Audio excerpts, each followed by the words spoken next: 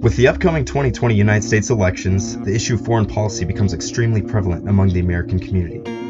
One area of focus in particular is the North Korean totalitarian rule of Supreme Leader Kim Jong-un. North Korea's increased development of nuclear weapons has given the region upper hand, prompting U.S. concern. While the bad blood between North Korea is often pinned to a variety of factors, it can boil down to one specific reason: differences in ideology. In 1910, Imperial Japanese forces secured control of the Korean peninsula, located in Eastern Asia. Under threat of Japanese oppression, Korean nationalists fought back in coordinated militias. One such leader was the Korean-born, Chinese-raised Kim Sung-ju, who would later come to be known as Kim Il-sung. With the influence of Korea's nearby Russian ally, he adopted strong communist ideals, later making him the perfect puppet for Soviet ploy. The Kim dynasty as we know it today ultimately came as a result of bitter foreign agreements between the Soviet Union and the United States at the end of World War II. With Allied victory and the subsequent fall of the Japanese Empire in 1945, Korea's fate fell into the hands of the victors, mainly including the United States, Great Britain, China, and the Soviet Union, with Korea itself not even being included in the discussions of its own territory. Although the general consensus before the war was to redeem independence back to a war-torn Korea, the Soviet Union refused to comply, which led the country into a similar fate as Germany, with the North under Soviet rule and the South under US. In 1945, a US-backed Syngman Rhee won the election in the South, followed by the Russian appointment of Communist Kim Il-sung as the supreme leader in the North. With the help of Russian propaganda, Kim came to be seen as a godlike figure by many, being proclaimed as a national hero. These elections officially led to the Democratic People's Republic of Korea being established in the North. Ironically, a 2011 report by a British analysis and intelligence firm reported the DPRK as the least democratic country on Earth. Attempting to unify the peninsula, a Chinese and Russian-backed Kim Il-sung invaded the South in 1950. This was known as the Korean War and attributed to raised tensions between the United States and Russia during the Cold War. The Korean War lasted from 1950 to 1953 and ended in a ceasefire, meaning that the two countries are technically still at war to this day. Even though the Soviet Union collapsed in 1991, the ideologies of their communist roots continue to thrive in North Korea and other regions across the world. Negotiations to de-escalate tensions between the US and North Korea have proved futile, with the DPRK demonstrating time and time again a lack of commitment to non-proliferation agreements.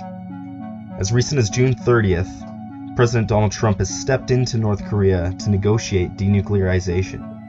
Unsurprisingly, as of July 27th, CBS reported that missile testing in North Korea continues, showing once again their true intent of furthering their weapons programs. According to Time, Trump downplayed the recent missile test by saying that there may be a United Nations violation, but Chairman Kim does not want to disappoint me with a violation of trust. He also went on to mention that he was the only US president that could allow him to achieve the, quote, great and beautiful vision for his country, which suggests that Kim is giving Trump a false sense of entitlement and friendship to manipulate the US under his own influence, much as he has done with his own country. The DPRK successfully obtained its totalitarian status due to their violent and unforgiving nature, by lying to their own people and suppressing the truth by whatever means necessary. They rely heavily on their military to instill fear into the minds of many who may otherwise question the regime. Kim Jong-un succeeded his father Kim Jong-il after his death in 2011, but what is not as widely known is that Un was not initially to be the true successor to his father. Il's eldest son, Kim Jong-nam, was to succeed Il until an incident in 2001 that embarrassed the regime.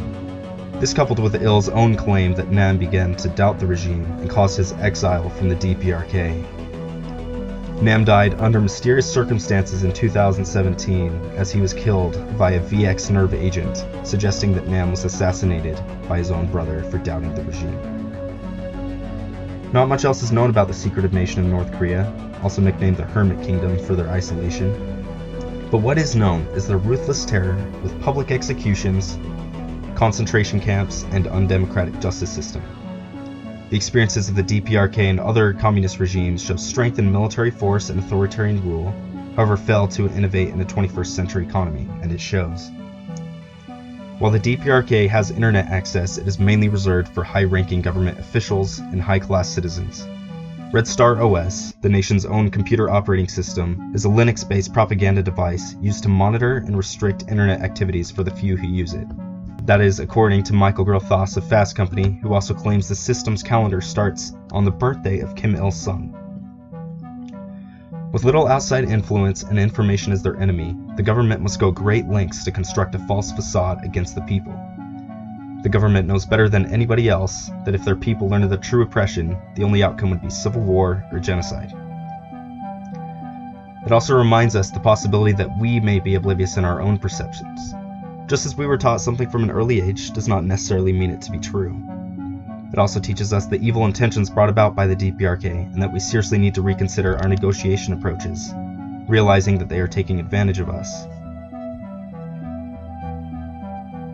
We must also realize that North Korea will advance their nuclear capabilities indefinitely and that avoiding a war with the region is to delay the inevitable, culminating in a deadly war as the DPRK grows their military strength more every single day. The longer we wait, the more powerful they become and the worse the casualties will be.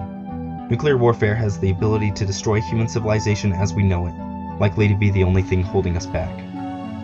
Why would North Korea give up their biggest negotiating card? They only bait us in with false hope and have not once honored these agreements. The Koreas never intended to coexist with one another, and it is only a matter of time before conflict sparks again. We must prepare to battle North Korea, China, and Russia, as these ideologies have proven inability to coexist with capitalism. The longer we wait, the longer we allow their reign of terror to execute, harass, and detain their own people. It is to allow the continuation of North Korean work camps, like in the modern-day concentration camps, where starvation and squalor run rampant under the Kim regime.